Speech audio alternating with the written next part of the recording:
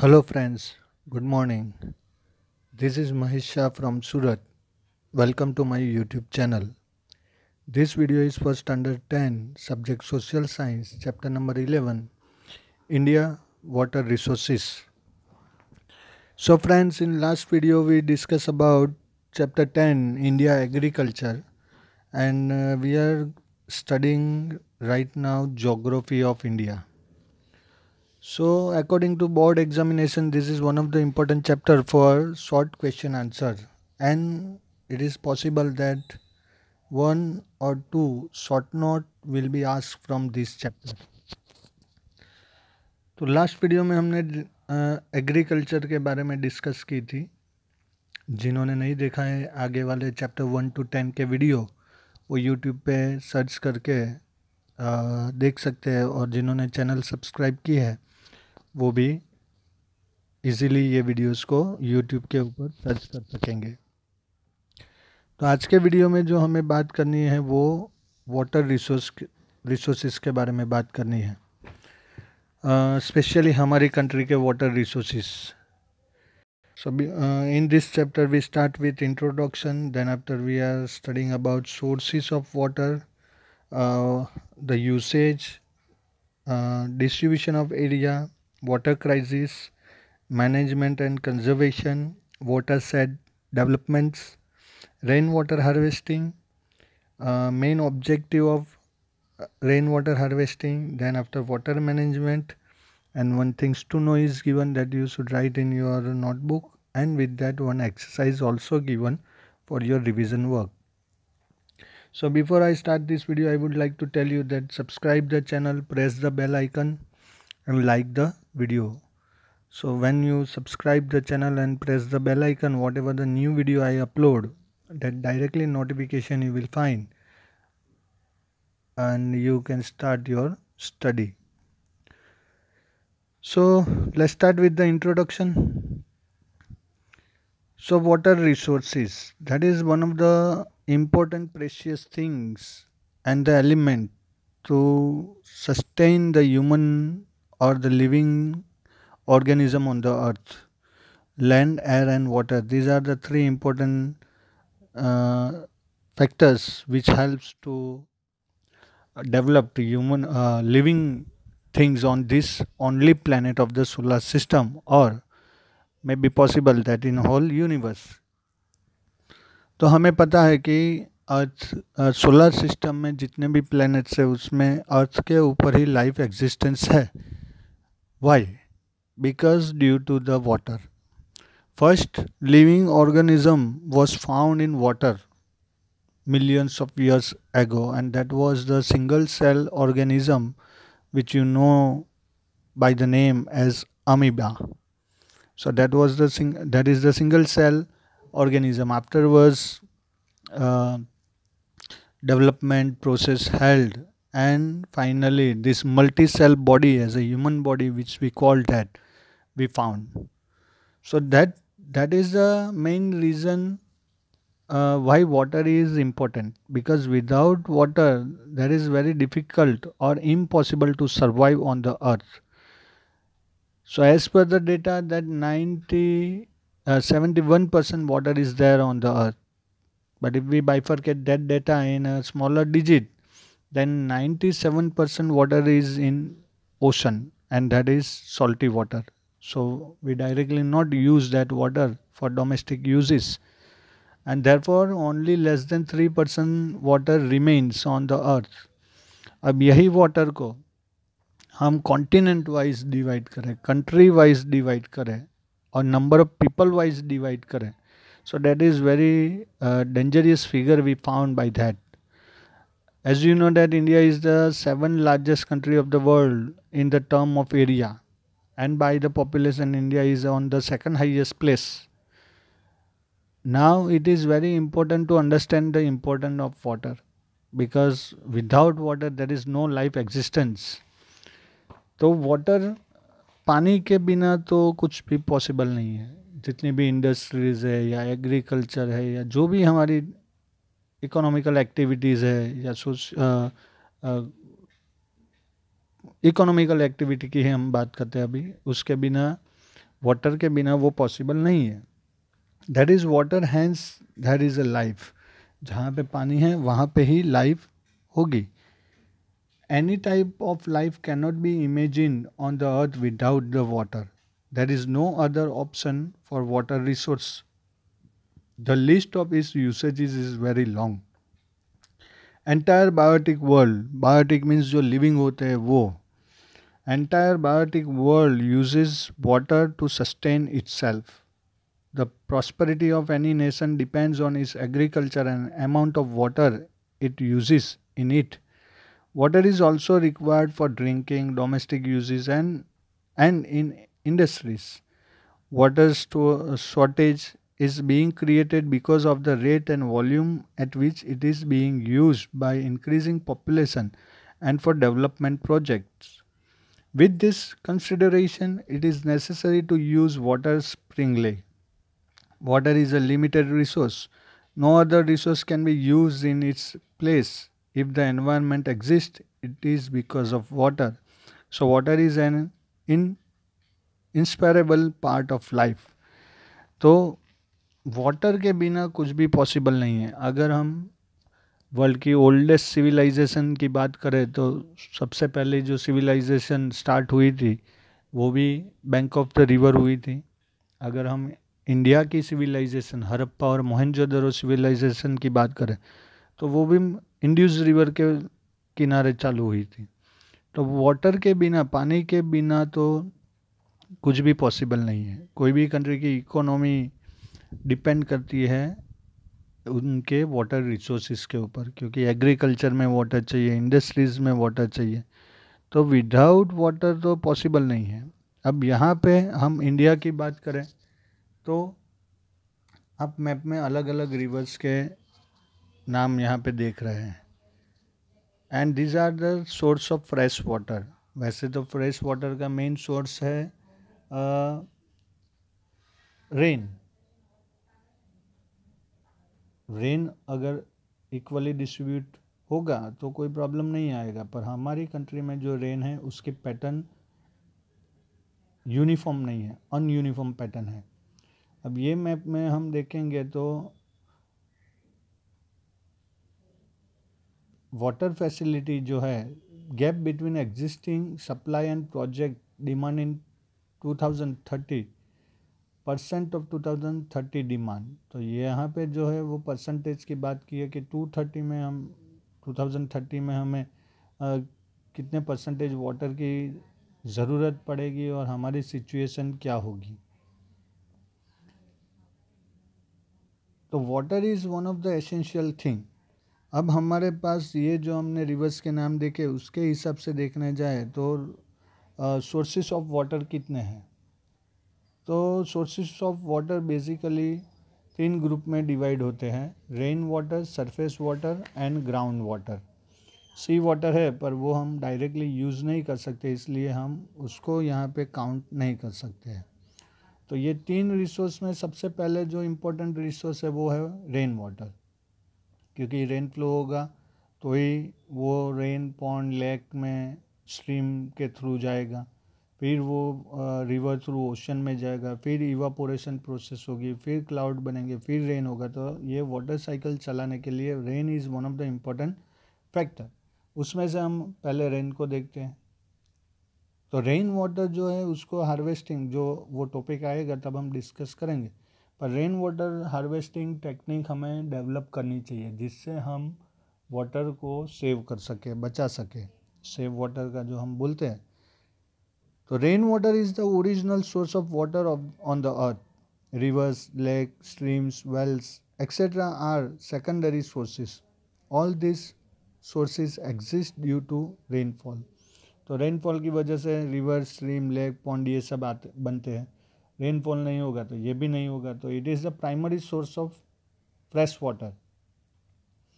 Second जो है surface water. What is surface water? तो surface water is fresh water on the earth surface such as in a creek, stream, river, lake, swamp, pond और reservoir. This is run off water that did not infiltrate and become groundwater. So the water on the surface, the earth is earth is found in the form of river, lake, pond और stream. तो जो अर्थ की surface के ऊपर water होता है उसको हम फ्रेश सरफेस वाटर बोलते हैं। सरफेस वाटर का मेन जो सोर्स है वो है रिवर, और थर्ड वाला जो सोर्स है ग्राउंड वाटर। तो यहाँ पे ग्राउंड वाटर का ये डायग्राम है, किस तरह से ये ग्राउंड वाटर एक्यूमुलेट होता है।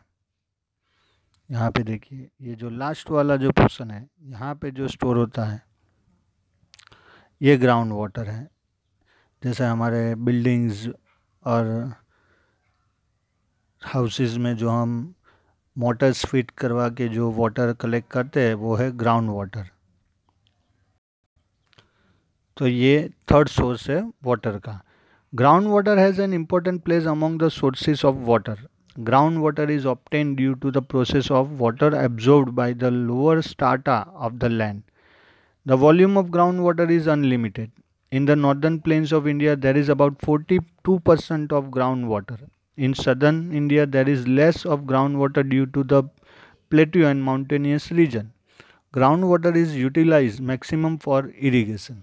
तो ग्राउंड वाटर का इम्पोर्टेंस बहुत ही है, क्योंकि जब रेनफॉल होता है तो जो सॉइल के पार्टिकल्स जो वाटर को एब्जॉर्व करके नीचे भेजते हैं लोअर स्ट्राटा में, और वहाँ पे जो स्टोर होता है वो ग्राउंड वाटर है। ये ग्राउंड वाटर की अमाउंट नॉर्थ इंडिया में 42% है, क्योंकि यहाँ वहाँ के जो लैंड है वो रेन वाटर जो है वो प्रोकुलेट करते हैं। साउथ इंडिया में सिचुएशन अलग है, क्योंकि वहाँ के जो लैंड फॉर्म है इस तरह से है जिसके अंदर रेन वाटर एब्जॉर्ब नहीं होता है। जैसे कि आप पक्के रोड की बात कर लीजिए, तो पक्के रोड के ऊपर जहाँ पे डामर या सीमेंट का जो रोड बना है वहाँ पे वाटर पॉपुलेशन की प्रोसेस जो है वो नहीं होती, इसलिए ग्राउंड वाटर जो सरफेस वाटर है वो ग्राउंड तक जाता ही नहीं है, इसलिए वहाँ पे वो स्टोर नहीं होगा। तो प्लेटू रीजन के जो स्टोन होते हैं वो बहुत ही हार्ड होते हैं, जहाँ पे ये वाटर एब्जॉर्वेशन की जो प्रोसेस है वो न इतनी स्पीडी नहीं होती है जितनी कि सिंपल लैंड होती है या सॉइल जहाँ पे होती है। वहाँ पे जितना सॉइल पार्टिकल्स एब्जॉर्व कर सकते हैं उतना ये प्लेट्यूस के जो स्टोन है वो इतना वाटर एब्जॉर्व नहीं कर पाते, इसलिए साउथ इंडिया में ग्राउंड वाटर लेवल बहुत कम है। अब ये कंटिन्यूस यूज़ करने की वजह से आज के डेट में ग्राउंड वाटर लेवल भी कम होने लगा है, क्योंकि आप वाटर अंदर से निकालते तो हो पर फिर वापस अंदर जाने का कोई रास्ता नहीं है। क्योंकि आज आप सभी जगह पे देखो आरसीसी रोड्स बन गए, डामर रोड्स बन गए, तो अब वाटर को एक्यूमुलेट होने वाली जो प्रोसेस है वो कैसे होगी। तो इसकी वजह से ग्राउंड वाटर लेवल जो है वो अभी कम हो गया है। अब वाटर के यूसेस के बारे में अगर हम बात करें तो फर्स्ट आता है irrigation. About 84% of water in India is useful for irrigation. 84% जो वाटर है वो इरीगेशन के लिए यूज़फुल है।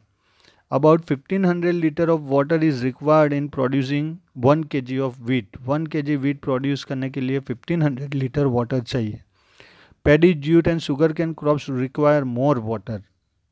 राइस है, जूट है, शुगर कैन, उसके लिए और ज़्यादा वाटर चाहिए। Water is being used for irrigation since ancient times. In second century the famous grand anicut canal, ये है ग्रैंड एनीकट कैनल। अब ये आपके टेक्स्ट बुक में पिक्चर नहीं है, आप यहाँ पे उसको देख सकते हैं। Was constructed across the river Kaveri in 18 ये कावेरी रिवर पे बना था। In 1882 the eastern Yamuna canal was constructed in Uttar Pradesh. Uttar Pradesh में ईस्टर्न यमुना कैनल कंस्ट्रक्ट हुई थी। There are 3 medium of irrigation in India. India में इरीगेशन के 3 मीडियम है, वेल एंड ट्यूबवेल। जो मोटर से चलने वाले वेल होते हैं वो ट्यूबवेल होते हैं, कैनल के थ्रू एंड पॉन्ड्स के through. Out of this well and canals are major mediums of irrigation. Canals and ponds come at second and third place respectively. Canal irrigation is practiced in the vast plain of Satluj, Ganga and Yamuna because that river flow perennial. वहाँ पे पूरा साल पानी रहता है, इसलिए वहाँ पे कैनल के थ्रू इरिगेशन पॉसिबल है। पर जहाँ पे ऐसी रिवर्स नहीं है वहाँ पे वेल, ट्यूबवेल या तो फिर पॉन्ड्स के थ्रू इरिगेशन करना पड़ता है। and also in the delta region of Mahanadi, Godavari, Krishna and Kaveri rivers in the eastern plains. Wells and tube wells are very common in alluvial plains. Irrigation by ponds is practiced more in the eastern and southern state. तो east India और south India के जो state है वहाँ पे irrigation के through agriculture practice ज़्यादा होती है. अब सेकंड जो है वो है मल्टीपर्पज़ प्रोजेक्ट. तो आपके टेक्स्ट बुक में एक टेबल दिया गया है कितने मल्टीपर्पज़ प्रोजेक्ट है, डैम्स हैं इंडिया में. यहाँ पे आपको वो सब पिक्चर्स भी देखने को मिलेंगे. तो मल्टीपर्पज़ प्रोजेक्ट पहले क्या है वो समझ लीजिए. अगर आपको नोटबुक में लिखना है तो भी आप ये लिख सकते हैं. Multipurpose project is a large scale hydro project often including dams for water retention, canals for irrigation, water processing and pipelines to supply water to cities and power generation. These often include transportation, improvements and industrial growth. They are also developed to reduce the dangers of flooding. Some of the multipurpose projects in India are Bhakra Nangal project, Hirakund Dam project, Mayurakshi project, Damodar Valley, Sardar Sarovar, Western Yamuna Canal, Eastern Yamuna Canal, Periyar Vaigai project. तो ये जितने भी project है वो multipurpose project है. ये river के बीच में डैम जैसे डैम है वो उसको मल्टीपर्पज़ प्रोजेक्ट बोलते हैं. ये मल्टीपर्पज़ प्रोजेक्ट से क्या बेनिफिट होता है कि भाई इसका वाटर हम इरिगेशन के लिए यूज़ कर सकते हैं, रिजर्वियर बना सकते हैं, इलेक्ट्रिसिटी जनरेट कर सकते हैं, फ्लड को हम कंट्रोल कर सकते हैं और वाटर को हम स्टोर कर सकते हैं. सबसे बड़ा जो प्लस पॉइंट है ये है कि ड्राई सीजन में जब प्रॉब्लम होता है तो ये डैम का जो एक्यूमुलेट वाटर है वो हम यूज़ कर सकते हैं. Many large and small rivers flow in India. Water transportation is very rich in India. This is because its physiography is such that many rivers merge with other rivers and empty their water into the sea, with the idea that this water may be harnessed for various purposes. Multipurpose projects are planned on many rivers. A multipurpose project means to solve various problems associated with river valleys. It includes flood control, preservation of soil erosion, water for drinking and irrigation, industries, water provided to settlements, generation of electricity, internal water transportation, entertainment, wildlife protection and development of fishery etc. तो multipurpose project बनाने के ये सब benefits है कि क्यों multipurpose project बनाया जाता है. अब जो आपकी टेक्स्ट बुक के अंदर सब प्रोजेक्ट्स के बारे में लिखा गया है वो हम यहाँ पे बाय पिक्चर देखेंगे जिससे आपको आइडिया है कि कौन सा डैम कैसा दिखता है. तो फर्स्ट है भाखरा नांगल डैम. ये भाखरा नांगल डैम, ये दोनों अलग अलग है, भाखरा और नांगल. जैसे हमारे सूरत के पास उकाई और काकरापार है वैसे. अब भाखरा नांगल डैम के बारे में बात करें तो ये अक्टूबर 22, 1963 को बना था. The Bhakra Nangal dam, one of the highest gravity dams in the world, was inaugurated by PM Jawaharlal Nehru. Jawaharlal Nehru ने इसका ओपनिंग किया था. सेकंड जो है कोसी, जो कोसी रिवर में है. अब भाखरा नांगल डैम से बेनिफिट किसको होता है तो पंजाब, हरियाणा और राजस्थान को हो रहा है. कोसी डैम है वो कोसी रिवर पे है जो बिहार में है जहाँ पे बार बार फ्लड आता है. तो ये कोसी रिवर डैम का पिक्चर है. थर्ड है दामोदर वैली जो दामोदर रिवर पे है जिससे झारखंड और वेस्ट बंगाल को बेनिफिट होता है. तो ये है दामोदर वैली प्रोजेक्ट, आप देख सकते हैं यहाँ पे. फोर्थ है हीराकुंड डैम जो महानदी पे है उड़ीसा में, ये हीराकुंड डैम है. फिफ्थ है चंबल वैली डैम जो चंबल रिवर पे है जिससे बेनिफिट होता है मध्य प्रदेश और राजस्थान को. तो ये चंबल वैली प्रोजेक्ट है. The Rana Pratap Sagar dam is a dam located 52 kilometre downstream of Gandhi Sagar dam on across the Chambal river near Rawatbhata in Chittorgarh district in Rajasthan. It was completed in the year 1970 and it is the second in the series of Chambal Valley project. It is 54 meter high. तो आप यहाँ पे देख सकते हैं पूरा कि वो कैसा दिखता है। नेक्स्ट है नागार्जुन सागर, जो कृष्णा रिवर के ऊपर है। ये नागार्जुन सागर डैम है कृष्णा रिवर के ऊपर। इससे आंध्र प्रदेश और तेलंगाना को बेनिफिट होता है। नेक्स्ट कृष्ण सागर, कृष्णराज सागर डैम जो कावेरी रिवर पे है, ये KRS, जिससे बेनिफिट होता है कर्नाटका और तमिलनाडु को। नेक्स्ट है तुंगभद्रा डैम जो तुंगभद्रा रिवर पे है, ये तुंगभद्रा डैम है, जिससे कर्नाटका और आंध्र प्रदेश को बेनिफिट होता है। नेक्स्ट है नर्मदा वैली सरदार सरोवर डैम जो नर्मदा रिवर के ऊपर है, जहाँ पे अभी स्टैच्यू ऑफ यूनिटी बना, ये वो डैम है, जिससे मध्य प्रदेश, गुजरात, राजस्थान और महाराष्ट्र को बेनिफिट होता है। फिर कंडना वनागबोरी, ये दोनों अलग अलग डैम है, मही नदी के ऊपर बना है। ये दोनों डैम आप देख सकते हैं, महिसागर रिवर के ऊपर बना है जो गुजरात में है। नेक्स्ट है उकाई एंड काकरापार, ये दोनों भी अलग अलग हैं। ये उकाई डैम है, आप देख सकते हैं यहाँ पे, और ये काकरापार डैम है। तो ये दोनों तापी रिवर के ऊपर है गुजरात में। और लास्ट है धरोई डैम जो साबरमती रिवर के ऊपर है। ये धरोई डैम की पिक्चर है जो 2017 में ओवरफ्लो हुआ था, जो साबरमती रिवर गुजरात में है, अहमदाबाद के पास। तो ये मल्टीपर्पज़ प्रोजेक्ट है इंडिया के। अब आपके टेक्स्ट बुक में टेबल है खाली, यहाँ पे आपको पिक्चर के साथ वो देखने को मिल रहा है। ये टेबल आपको याद रखना है क्योंकि MCQ टाइप ऑफ क्वेश्चन में इसमें से 100% एक या दो क्वेश्चन आने के फुल चांस है। अब अगर हम बात करें distribution of area under irrigation, तो यहाँ पे आप देख सकते हैं पूरा ग्राफ कि 36.7% जो है वो इरिगेशन एरिया में हमारी लैंड है। यहाँ पे देख सकते हैं कि 5.6 irrigated, non seasonal, semi and no land. तो ये पूरा उसका ग्राफ है, हम इसको टेक्स्ट बुक के थ्रू चेक करते हैं।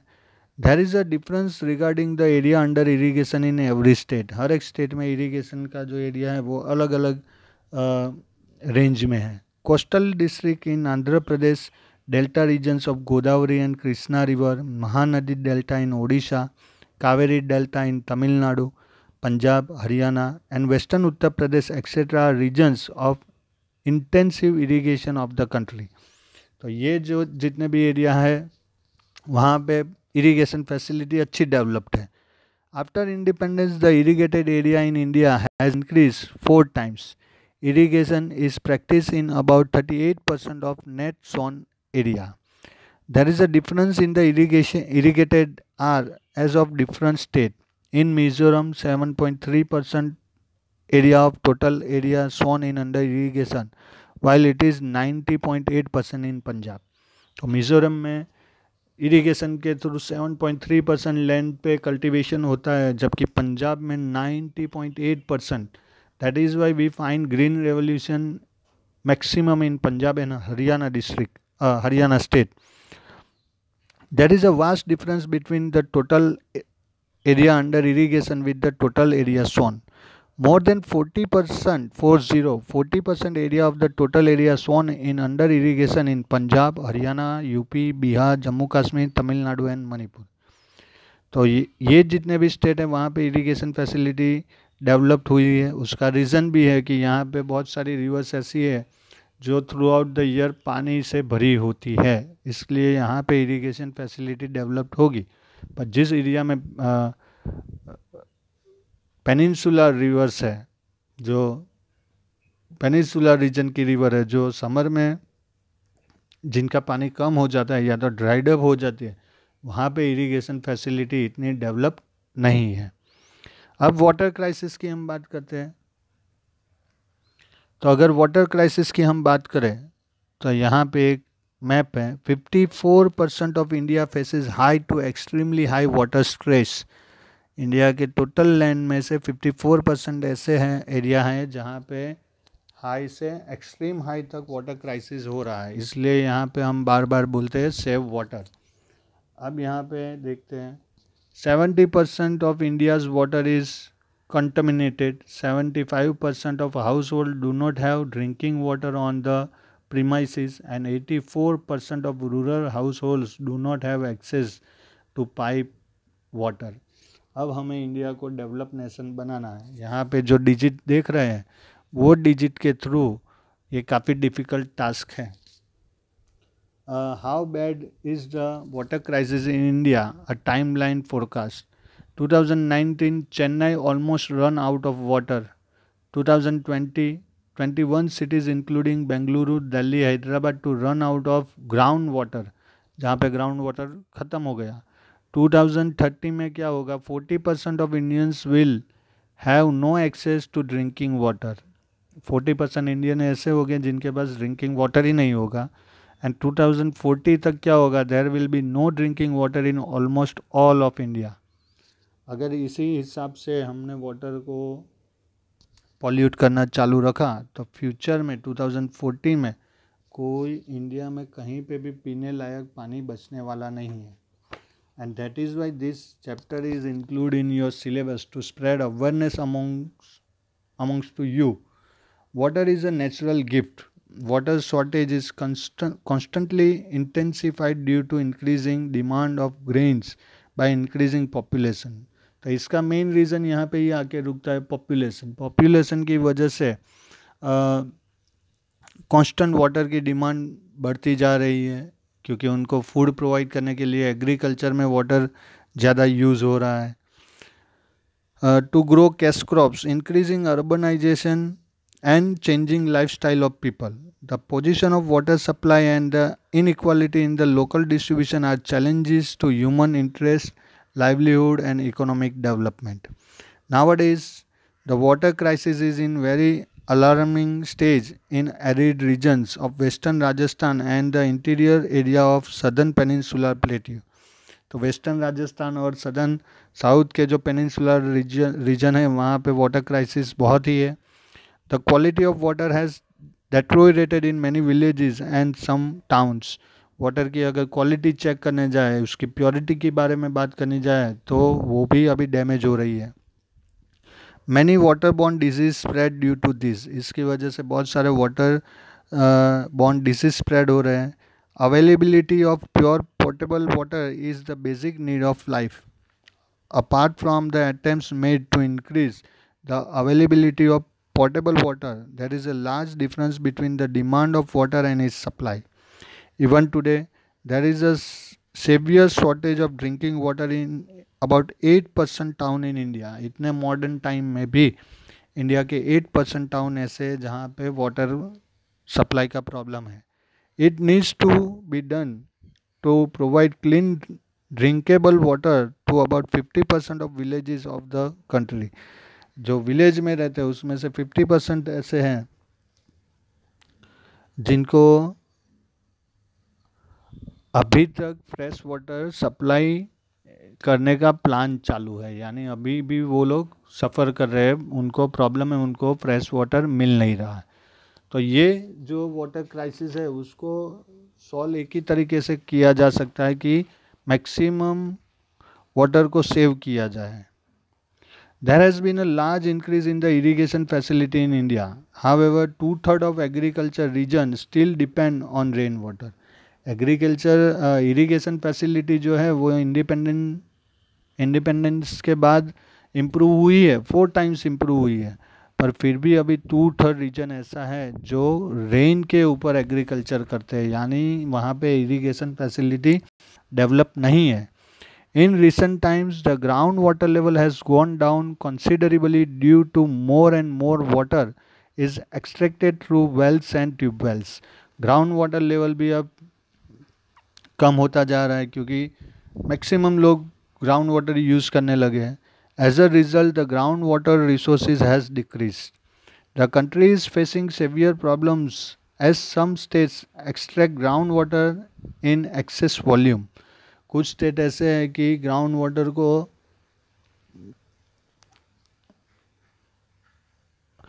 इतनी क्वांटिटी में बाहर निकल रहे हैं कि उसका लेवल मेंटेन नहीं हो रहा है.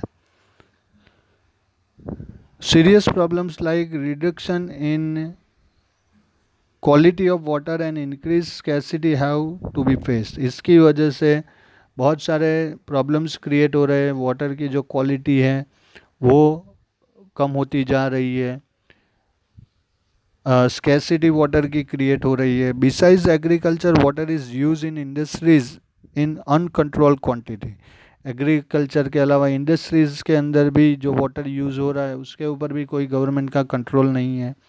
Many main resource of water pollution are polluted water of domestic uses and industries. तो वाटर पोल्यूशन का मेन जो रीज़न है वो है जो इंडस्ट्रीज़ और जो हाउस होल्ड एक्टिविटी के थ्रू जो पोल्यूटेड वाटर है वो फ्रेश वाटर में मिल जाता है और उसकी वजह से पूरी की पूरी वाटर बॉडी पोल्यूट हो जाती है. अब इसको बचाने का काम हमारा है. हमारी अवेयरनेस नहीं होगी तो फ्यूचर वाली जनरेशन को पानी के लिए बैटल करनी पड़ेगी जैसे पहले के ज़माने में होता था वैसे, और जो पावरफुल नहीं होगा वो वैसे ही मर जाएगा. तो अगर ऐसा फ्यूचर नहीं चाहिए जहाँ पे लाइफ की सिक्योरिटी नहीं है तो फिर सिंपल टर्म यही है कि grow more trees and save water. तो आज के वीडियो में हम यहाँ तक ही बात करते हैं.